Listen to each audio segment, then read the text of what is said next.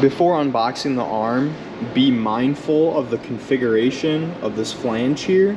There are two dowels that are going to align with the bottom of the arm to ensure that your Cobot arm is in the correct position before you install it. So be mindful of that, and be mindful of these top of these bolts.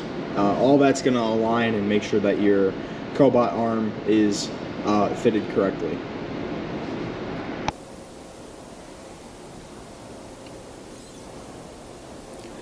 So I have my Cobot arm aligned. I do have one bolt currently screwed in, and that's just for demonstration purposes, just so I can show you guys.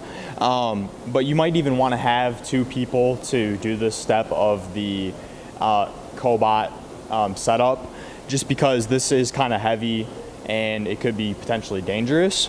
But one thing that helps with alignment too, there are the dowel rods, but you can't really see the bottom of the arm when you're installing it. So just know that this connection cable comes out to the right side of the system. But using a 6mm Allen wrench and the included 6mm bolts, I am going to affix my arm to the table. So now that my Cobot arm is partially affixed to this flange here, what I can do is connect my power cable. So I'm just taking these two connections, and of course they have specific fittings and orientation that they need to go in, so I'm just gonna match those fittings up.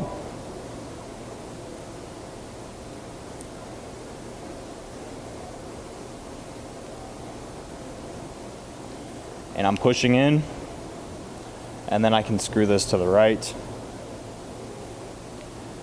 And now my arm is partially mounted to the table and powered. Awesome.